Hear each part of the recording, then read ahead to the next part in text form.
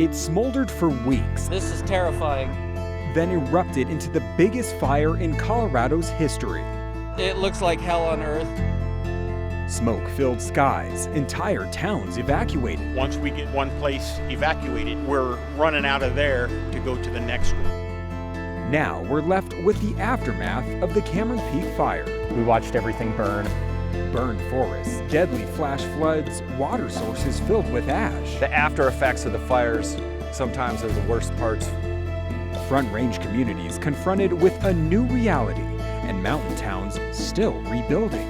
The community all along the Poudre, we are a very tight community. This is a CBS 4 special report, Scarred: Lessons from the Cameron Peak Fire. It was the largest fire in Colorado's history, and it all started on this very peak right behind me. Now we're taking a look at the lasting impacts of the Cameron Peak fire and the lessons we can learn from the historic blaze. Thanks for joining us. I'm Dillon Thomas. This week marks 1 year since last year's late season wildfires forced thousands to flee Estes Park. Most Coloradans can't forget these dramatic scenes from last October when clouds of smoke from the two largest wildfires in state history cast an eerie glow and sent ash falling from the sky. Driving to Estes, and it's 2:38, and it's pitch black out. The town of Estes Park declared an emergency as the East Troublesome fire moved in quickly from the west, bringing that thick haze with it. And the Cameron Peak fire threatened to cut off Highway 34, one of the town's primary exits. Here's a look at how the fire progressed. It was first reported on August 13th, but between September 4th and September 7th, the fire grew more than 78,000 acres. A second critical growth period happened in mid-October. Winds topped 70 miles per hour, fueling the fire's growth more than 68,000 acres to the east in just 3 days. On October 14th, the fire became the largest in state history, and by the 18th, it was the first in our state to burn more than 200,000 acres. On October 23rd, the town of Estes Park declared an emergency, forcing residents to then evacuate. But just a day later, a winter storm significantly slowed the fire's progress. The fire was finally declared 100% contained on December 2nd, after burning more than 112 days. The exact cause of the fire is still under investigation. While the Cameron Peak fire burned out months ago, we are now living with the lasting impacts, and will be for years to come. Those impacts turned deadly earlier this year in the Poudre River Valley when heavy rain hit the burn scar. The Castro Poudre River is Colorado's one and only nationally designated wild and scenic river. It's a stunning river to live and play along, but when the Cameron Peak fire scorched thousands of acres in the canyon last fall, residents had to evacuate. And this year they had to evacuate for an entirely different problem: rain. Flash flooding in July was so powerful it carried an entire home into the river, killing 4 people.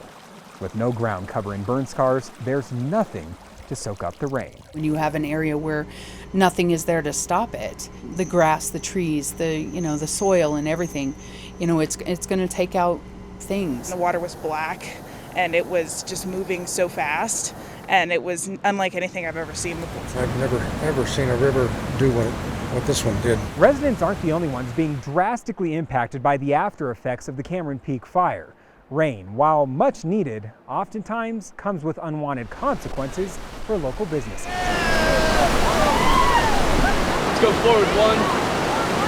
It's a beautiful day to go rafting. When you sign up to go whitewater rafting, you may envision this: a day of laughter, beautiful scenery, and the clear and cool Rocky Mountain water. But now, when dropping into the Poudre River following a storm, It's really black. both customers and guides can't help but to notice something is off. It smells like ashes, especially when the waves come up. It stinks really bad. A year after the Cameron Peak fire, the river often smells like ashes because it's filled with them. We ended up having a flash flood event, so a lot of this debris is ash from the fire and then debris from the mudslides getting washed into the river. It's almost not whitewater rafting, it's blackwater rafting. Right away knew it was going to be devastating for the canyon. For mountain whitewater owner Brad Modisett, Having dealt with other fires before, the after effects of the fires sometimes are the worst parts for our business. Each time it rains, both the Poudre and the Big Thompson Canyons are at risk of landslides and flooding along the burn scar. In July, a landslide killed 4, forcing the Poudre Canyon and businesses to shut down. We just can't go up, which obviously makes business pretty hard. Oh, it's crushing. We have 100 days to make money, and so we had to cancel 120 people a day. We have 74 employees that were not working all of a sudden. It can have a large impact on that next paycheck. There's a lot of places that employ people that were really impacted.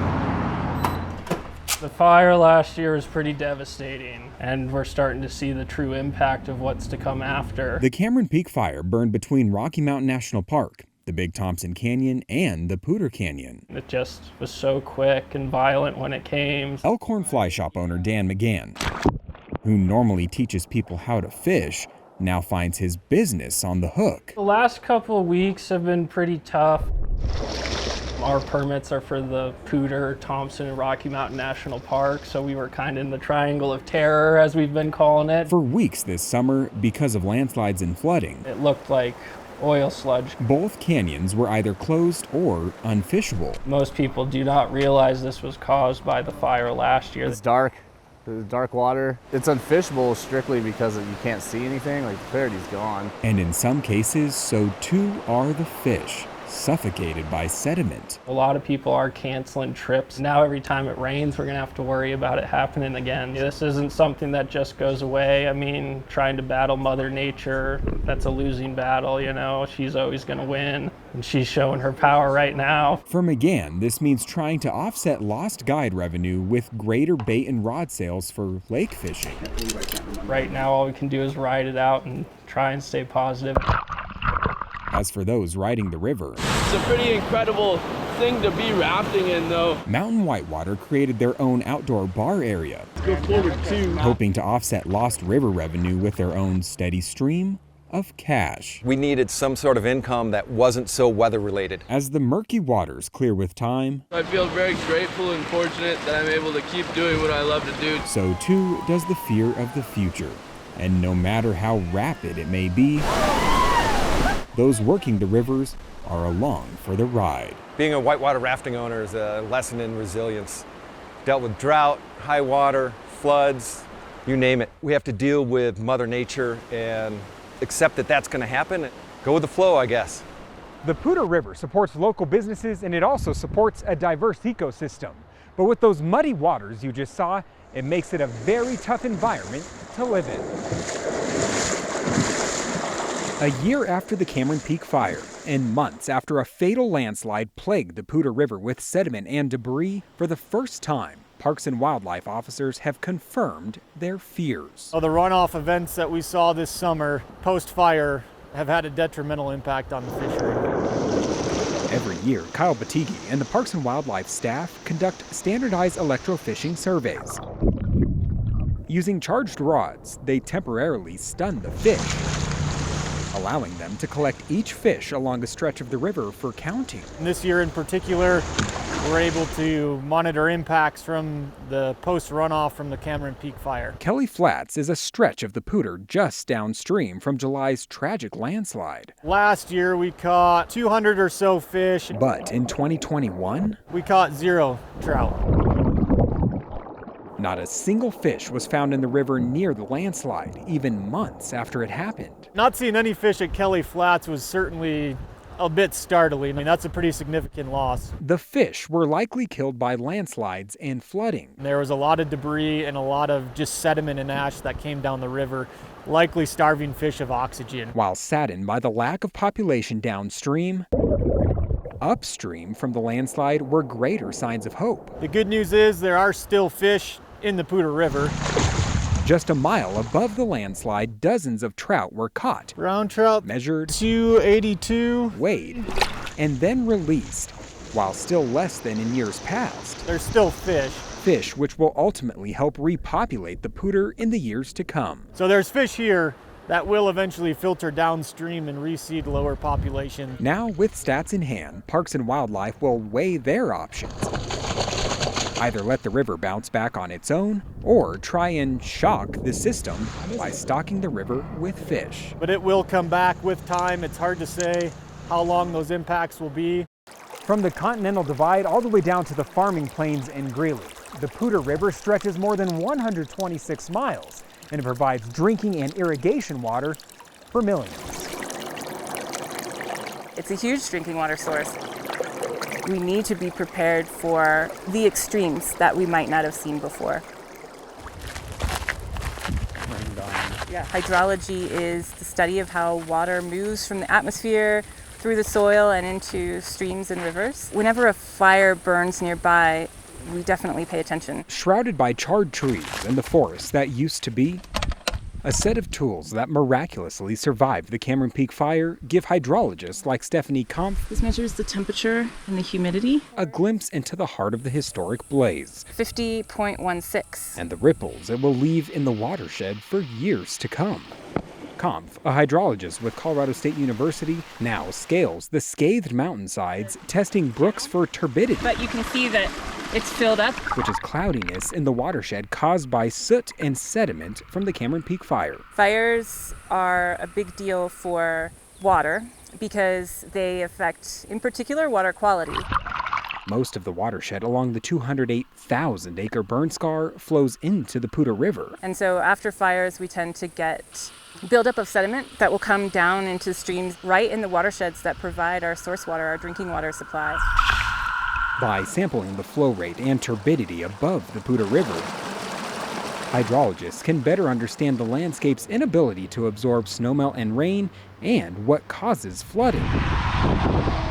Over 1 million people get their water supply from the Poudre River that has been impacted from the Cameron Peak fire. At the mouth of the Poudre Canyon, every time we have a rain event, you're watching turbidity go up, sediment load go up, TOC go up.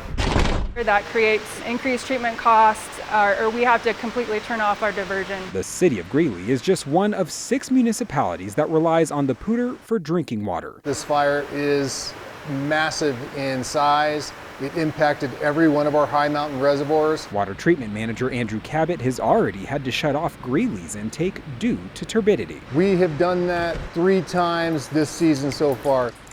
It's reacting with all the hardness that's in the sample.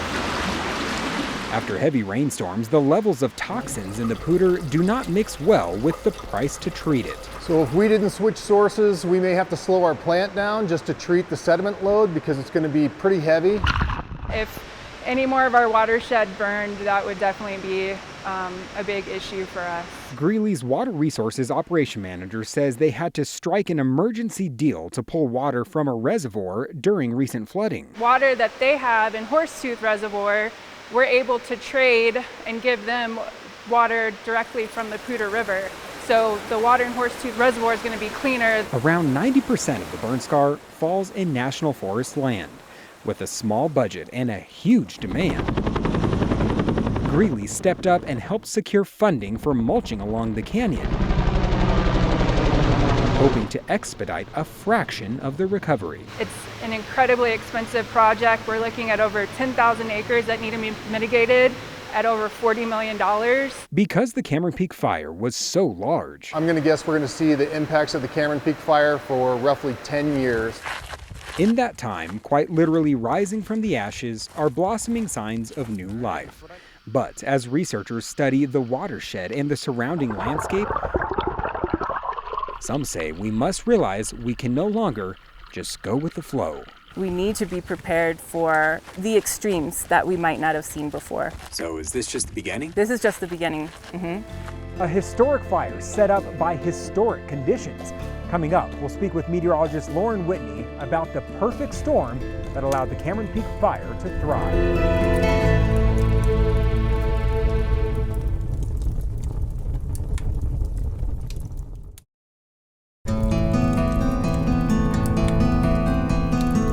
The size of the Cameron Peak fire and how long it was able to burn was born out of an increasingly concerning combination: terrible drought, warm temperatures extending our fire season, and forests full of fuel.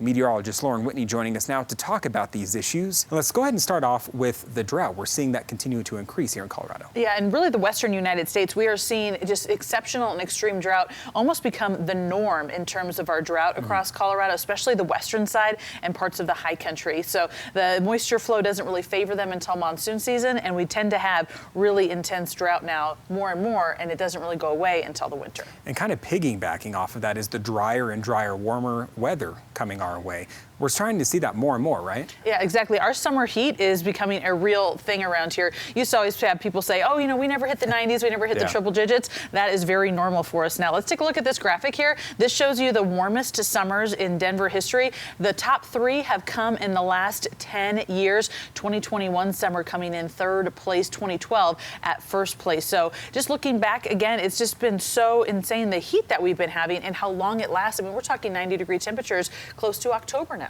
And we're seeing that trending upward and no insight as to when it might be coming back down, right? Exactly. So we're starting to cool off, but going back to September was one of our hottest months that we've had in a long time. If we look at this graphic too, you'll see that this is showing us the September record highs in Denver. So these are the daily record highs. These have been recorded since the year 2000. You'll see that takes up almost the entire map. 20 of those days, 20 of the 30 days have come since 2000, and 18 of those days of the 20 days have been recorded since 2010. And then looking at this graphic, it's a little bit more startling. 13 of those 20 days have been since 2017. So we're talking extreme heat in a very short period of time. September used to be, we're putting our sweaters on and going up and looking at the fall colors, and now we're still almost in the triple digits. And one thing we're seeing as well is with those higher and higher temperatures is also increased opportunities for flash flooding. It's kind of a double negative. Hot temperatures, but also flash floods. Exactly. And when you have those burn scars from all of the fires that we're seeing, flash flooding is a huge issue. And obviously we know about what's happened in the Grizzly Creek burn scar area near Glenwood Springs. So you get this water that flows over the area. There's nothing to trap the debris. And then we get this insane flash flooding. And you only need about a 1/4 inch of rain to see that flash flooding take place. And then when it happens repeatedly in an area like it did near Glenwood Springs this summer, then you have all of these issues and there's nothing to block any of that debris that just keeps coming down. It's a problem in California as well with their mudslides. So for us, it's a huge issue, and it's going to take a long-term plan to figure out how to fix some of these areas. Definitely a plan that we're going to have to see evolve as time continues. Lauren, thank you so much. High temperatures and drought create conditions in which fires can easily start, but what allows them to spread is the readily available fuel. The Forest Service tells us a main concern is what is called overstocking. They say human activity over the past century, including the suppression of wildfires, has actually contributed to our forests having an abundance of fuel. When forests are overstocked and a fire starts, there's plenty to burn. By putting out all fires and capturing fires small, it's led to more growth, more overstocking within national forests or forests as a whole across the collective western United States.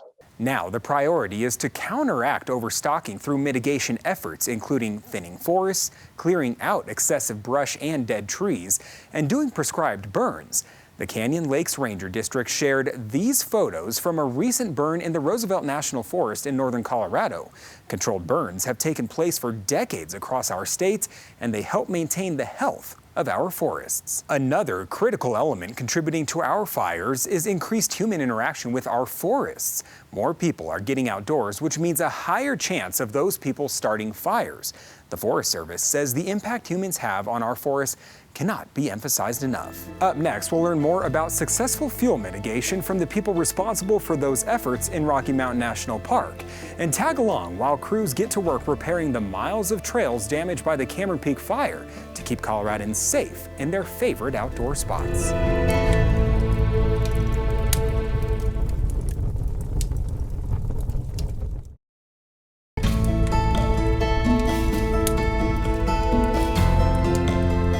The Cameron Peak fire did make its way into Rocky Mountain National Park. About 30,000 acres were ultimately impacted between the Cameron Peak and East Troublesome fires. That's about 10% of the entire park. We had the opportunity to get a tour inside Rocky Mountain National Park to learn more about their efforts to prepare the park to be able to withstand wildfires. The park has a long-term fuels treatment management plan that was in place long before the Cameron Peak fire. In a sense, they say they'd already been fighting the Cameron Peak Fire for 20 years before it even started. What we're doing isn't changing because our master fuels plan is hitting the right spots. We have a long way to go, though. On this fuels map, the red indicates where the fire burned and the yellow indicates where fuel mitigation had been done. The park says those treatments, clearing out dead trees and doing prescribed burns, created pockets of the park where the fire did not have an easy path to progress. The Cameron Peak Fire touched both the Arapahoe and the Roosevelt National Forest, where most of the trails, like this one here, were built in the 1930s by the Colorado Conservation Corps. And while the trails have proved the test of time, they weren't designed to withstand the state's largest fire ever. Now, with limited funding and manpower, the Forest Service has to rely on volunteers to help restore the devastated trail system. It's still a beautiful piece of nature up here. It's just been impacted by the fire. Just a year ago, more than 200,000 acres of Colorado's outdoor oasis went up in smoke. It was almost apocalyptic, seeing the blood red skies in the morning and ash raining down and pine needles. Pine needles from thousands of trees left toppled across trails, making them impassable. It burned the trees, and a lot of the trees, when it burned, it also burned some of the ground structure underneath, which causes some water to damage the rest of the trail. Damage that, if not addressed, all right, let's find a couple pieces of equipment to take up, guys. Would shutter hundreds of miles of pathways through serenity. We'll do single file. Years ago, the Forest Service was depleted. Right now, I think there's 2 actual wilderness rangers that are left on the district. Leaving cleanup and reclamation of the beloved trails. That might work. To Bob Manuel and the Poudre Wilderness Volunteers. Seemingly every weekend this summer. This is a really kind of a nasty one. Dozens of volunteers made the trek up a new path, clearing thousands of trees. There we go. That's what I'm after. And restructuring dangerously faulty trails. Fire loosens up the rocks. It heats the ground on the rocks and it heats the ground around the rocks, and then you'll get rocks that slough off. It's pretty much a tragedy if you think how beautiful this trail was prior to the fire and what it is now. The extent of it is, almost unimaginable. Just 1 year ago, we watched everything burn and all of our favorite trails and whatnot burn. Volunteers watched, knowing they would have to give back to the land they love. After a year like last year, they need as much help as they can get. Even just being out here for a couple hours, I have a whole new appreciation for what goes into trail maintenance and just the things that I take for granted, and that everyone who visits Colorado and lives in Colorado don't necessarily see all of the work, all of the engineering planning that goes into just having a trail, and that's without a massive fire ripping through. For years to come, we're just about done. Remnants will remind of the devastation the Cameron Peak Fire left behind. This is a little different when the ash is still fresh and you can still, you touch the trees and it rubs off on you. Thanks to the volunteers of today. We try to make sure that it's going to withstand the test of time also. Generations of the future will get to fall in love with this sloping serenity. Following the dirt path, twisting and turning along the scarred mountainside, every cleared and restored mile of trail unveils promise of new life. We hope this is a 1 in 1,000 year type of thing, but with climate change the way it's going, we never know what's going to happen. Still ahead, the ongoing effort to learn from the Cameron Peak Fire.